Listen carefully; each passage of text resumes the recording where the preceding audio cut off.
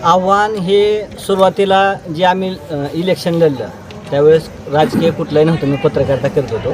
2011 साली मी फॉर्म भरला. त्यानंतर जनतेनं मला निवडून दिलं, विश्वास ठेवला माझ्यावर. जसं आपण एखाद्या लेकरावर विश्वास ठेवतो तसा विश्वास ठेवला आणि त्या विश्वास संपादन झाल्यामुळं मला 2017 साली ग्रामपंचायतचं सरपंच म्हणून लोकनियुक्त पहिले सरपंच म्हणून मला जनतेनं मान दिला. त्यावेळेस मी चांगलं काम करतं असं वाटल्यामुळं, माझं लोकप्रियता वाढत असल्यामुळं त्यांनी माझं सरपंचपद माझी जागा नावावर असताना माझ्यावर त्यांनी अपात्र केलं. त्याचा रोष जनतेच्या मनात होता. त्यानंतर मी राजकारणातून संन्यास घ्यायचा असं माझ्या मनात होतं आणि जी काय माझी समाजसेवा जी पत्रकारितेमधून करत होतो ती माझी समाजसेवा चालू होती. त्यानंतर मला यावेळेस आग्रहास्तव सगळ्यांनी प्रेशर केलं की उभा राहा म्हणून. आणि मी यावेळेची निवडणूक फॉर्म भरल्यापासून मला जी फोन येत होते की जनतेनं ती निवडणूक फॉर्म भरा म्हणून मला सांगितल्यामुळे मी ती फॉर्म भरला. आणि आज रोजी अशी परिस्थिती आहे की ही निवडणूक जनतेच्या ताब्यात घेतलेली आहे. कारण जनतेला ठरवणारा जनता की गरिबाला द्यायचं का श्रीमंताला द्यायचं. आज विचार केला तर माझ्यापाशी काहीच नाही, पण प्रॉपर्टी नाही. त्यांची एक गाडी म्हणजे माझी सगळी प्रॉपर्टी आहे. परंतु अशी परिस्थिती आहे की माझा जी लढा आहे ही जनतेनं उभा केला आहे. आज जनता ठरवणार आहे की जी निवडणूक निकाल लागणार आहे ही एक गरीब श्रीमंताची लढाई आहे.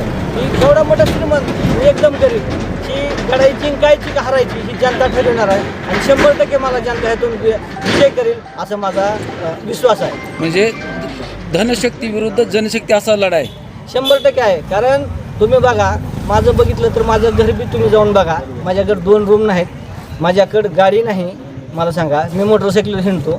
माझे वडील शिक्षक होते. मी कष्टातून शेत करून हे सगळं केलेलं आहे. जो गोरोबा काकाचा मला आशीर्वाद आहे. काकाच्या मंदिराचं काम झालं, गावातील काम केलं. सर्वसामान्य माणसाला वाटतं की आपला नेता ही जमिनीवरचा असावा किंवा निवडून दिलेला जो कार्यकर्ता आहे ती जमिनीवरचा असावा आणि त्याला आपल्यासमोर भेटता यावं. ह्यासाठी मला जनतेनं आग्रह केला. मी आता तुम्हाला एकच गोष्ट सांगू शकतो की आता म्हणजे फिरत असताना की अनेक ठिकाणी मला म्हणजे नवस माझ्यासमोर बोललं जातं की सांगितलं जातं की आम्ही तुझ्यासाठी बाळा नवस करू. आणि त्याचं दुसरं उदाहरण सांगतो की आळणी पंचायत समिती गाणामधून मला एवढं प्रेशर करून उभा केलं की माझी इच्छा नसताना सुद्धा की तुम्ही राहा म्हणून. आणि मी आळणी गावचं सांगतो की त्या ठिकाणी मला लोकांनी पैसे गोळा करून दिले. लोक लढवतात पण त्याच्याकडून पैसे घेतात. माझी परिस्थिती अशी की मला पैसे दिले मला त्यामुळं मी माझ्या रक्तामध्ये जोपर्यंत शेवटचा क्षण असेल त्यापर्यंत मी श्वासापर्यंत इमानदारी फक्त ही जीवन ठेवून ज्यांची कितीही मोठी असू दे ताकद त्यांनी मला किती मी हॅरेसमेंट करू द्या पण मी जनतेसाठी जोवर जनता मला हरवित नाही तोवर मी यांच्या विरोध लढणार आणि 100% जिंकणार. आणि ही लढाई जनतेच्या हातात आहे आणि जनता ह्याचा निकाल दाखवून देणार. कुठल्या विकासाचे मुद्दे घेऊन आपण निवडणुकीला सामोरे जात आहे? आज मला सांगा, तेरमध्ये पाणी प्यायला नाही. तर मी सांगतो, छाती ठोक सांगतो, मी त्या सरपंच पदाच्या खुर्चीवर नसलो तरी कायदा दाखवून मी 25 लाख रुपये आणून ह्या जनतेनं दिलेल्या ताकदीवर त्यांच्याकडून आणून ते काम करून घेतलेलं आहे. गोरवाकाच्या मंदिराचं काम झालेलं आहे. अनेक चर्चे मुद्दे आहेत. मी तुम्हाला 100 मुद्दे दाखवू शकतो की ती जनतेनं मला निवडून दिल्यामुळे जनतेनं ऐकून करून घेतलेले आहेत आणि मी जनतेच्या ताकदीवर ती कामं केलेली आहेत. मतदारसंघात काय विकासाचा आपलं दृष्टिकोन आहे? मतदारसंघात अनेक प्रश्न आहेत. तुम्हाला आज पाणी आहे, पाणलोट क्षेत्र आहे, पाणी तर राहत नाही. आज घरकुलाचे प्रश्न आहे. आज माझं उदाहरण घ्या, माझ्या आजोबाला 1970 साली सिटी सर्वे दिला. त्यांनी पैसे भरून सिटी सर्वे दिला.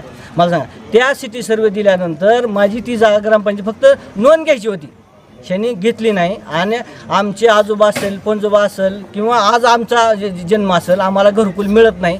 तिथं अतिक्रमण घोषित केलं जातं. ह्याचा अर्थ काय? तुमच्याकडे सगळं होतं ना. तुमच्याकडे मंत्रीपद होतं, जिल्हा परिषद होतं, आमदारकी होती, खासदारकी होती. मला सांगा काय तुम्ही दिलं?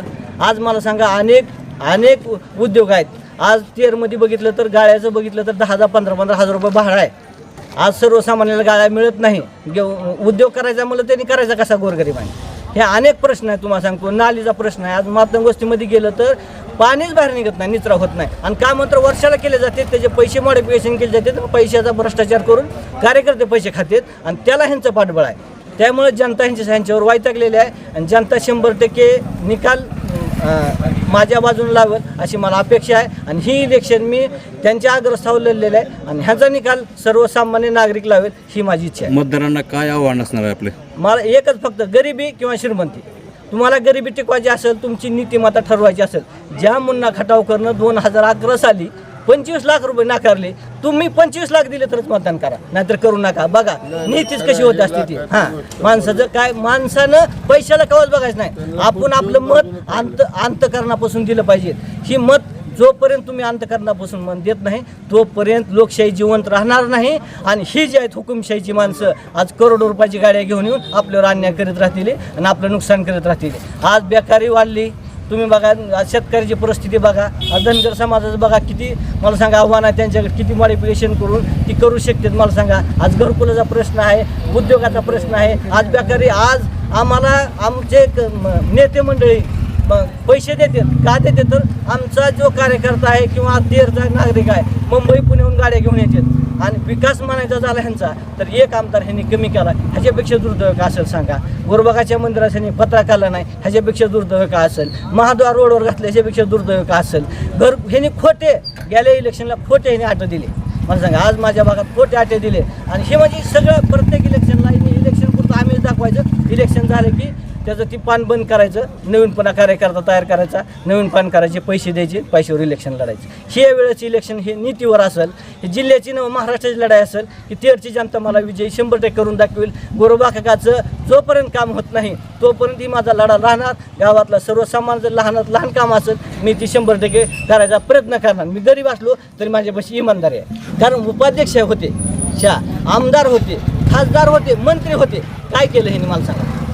आमच्या गावाला फायदा काय? आज आमच्या तेरमधले हजारो म्हणतो मी विद्यार्थी उस्मानाबादला शिक्षणासाठी. हजारो. शाळा आमची चांगली नाही, आमची इथं चांगलं महाविद्यालय नाही, आमची इथं चांगलं तुम्हाला सांगतो एखादं कुठली खरेदी करायची म्हणतो दुकान नाहीत मला सांगा. ते आज बाहेरून आलेले माणसं इथं प्रस्थापित झाले, त्यांनी जागा घेऊन केलं. पण आमच्या इथला सर्वसामान्य माणूस प्रस्थापित झालेला नाही. आमचं घर सोडून ती 10,000 12,000 बाहेर ठिकाणी काम करते. महिला इथून बेरोजगार आहेत मला सांगा. त्यांना कारखाना बंद पडला, सूतगिरणी बंद पडली, किती प्रश्न आहेत मला सांगा. ह्याचं उत्तर कुणाकडे आहे? ते माणसाने घरी जाऊन रडायचं आणि घरी बसायचं. बेकारी वाढलेली आहे. लोकांना कुठंतरी सर्वसामान्याला वाटणार आहे की ही थांबलं पाहिजे.